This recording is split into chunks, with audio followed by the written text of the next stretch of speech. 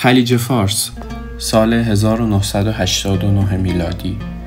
در حالی که جنگ ایران و عراق به پایان رسیده و آرامش نسبی بر منطقه حاکم شده بود، هیچ کس فکر نمی کرد که تنها چند ماه بعد یک جنگ بزرگ دیگر در همان نقطه آغاز شود.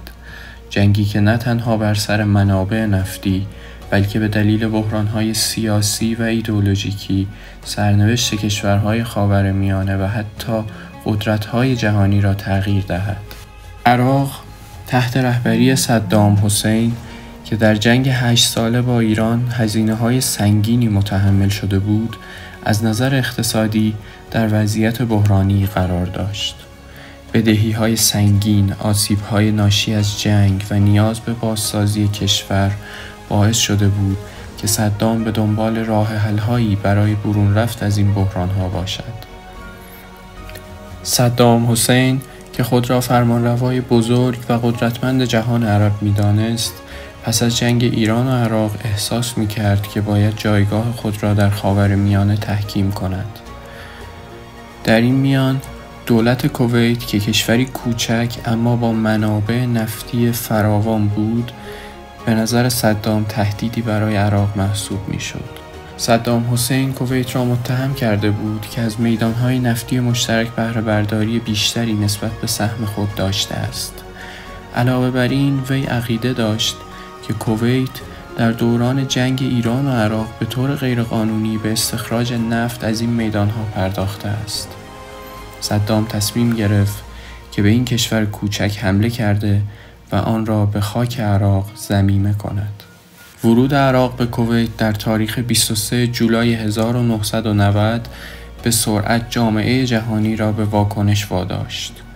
بسیاری از کشورها از جمله کشورهای عربی منطقه این اقدام را محکوم کردند. در همین راستا سازمان ملل تحریم‌هایی علیه عراق وضع کرد و خواستار خروج فوری نیروهای عراقی از کویت شد.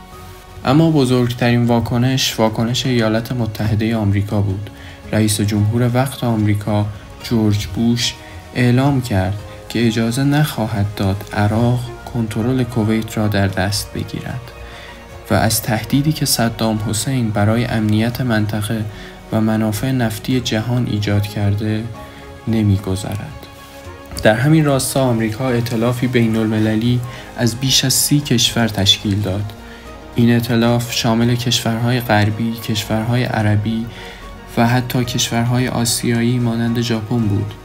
مهمترین نکته این بود که عربستان سعودی، بزرگترین کشور عربی منطقه، به آمریکا اجازه داد که نیروهایش در خاک عربستان مستقر شوند تا از تهدیدات عراق جلوگیری کنند. در تاریخ 17 ژانویه 1991 پس از آنکه عراق از پذیرش قطعنامه‌های سازمان ملل برای خروج از کویت امتناع کرد، عملیات طوفان صحرا آغاز شد. در ابتدا حملات هوایی گسترده‌ای علیه اهداف نظامی و زیرساخت‌های عراق آغاز شد.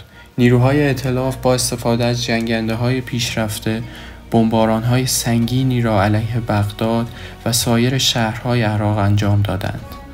هدف این حملات نابودی تجهیزات نظامی عراق بود تا نیروهای زمینی ائتلاف بتوانند بدون تهدید به پیشروی بپردازند.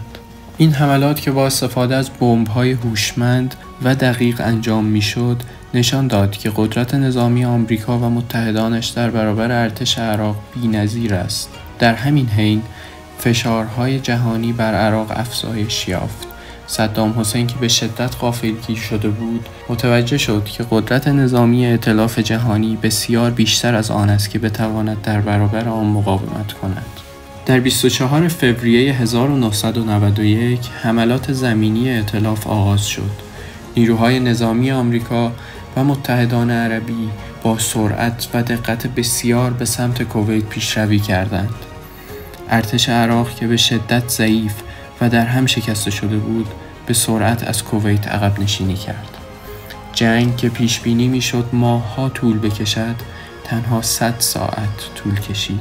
نیروهای عراقی که خود را در برابر حملات هوایی و زمینی ائتلاف درمانده می‌دیدند، به سرعت عقب نشینی کردند و در نهایت کویت از دست عراق آزاد شد و جنگ به پایان رسید. اما حتی پس از شکست نظامی عراق، صدام حسین هنوز در قدرت باقی ماند و تلاش کرد تا خود را به عنوان یک قهرمان در جهان عرب معرفی کند. در حالی که او شکست خورده بود ولی دیکتاتوریش در عراق ادامه یافت. جنگ خلیج فارس نه تنها به پایان جنگ عراق و کویت انجامید، بلکه پیامدهای فراوانی برای منطقه و جهان داشت. اولین تأثیر مهم این جنگ تغییر در تعادل قدرت در خاورمیانه بود.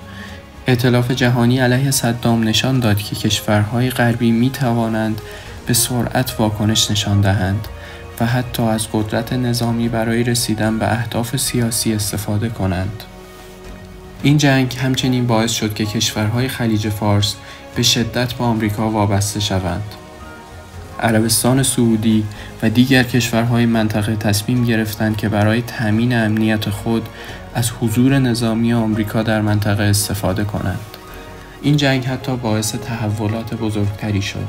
مشکلات اقتصادی و اجتماعی عراق که به دنبال تحریم‌های سنگین سازمان ملل و ویرانی‌های جنگ پیش آمده بود، باعث ایجاد تنش‌های داخلی و حتی انقلاب‌های بعدی در این کشور شد.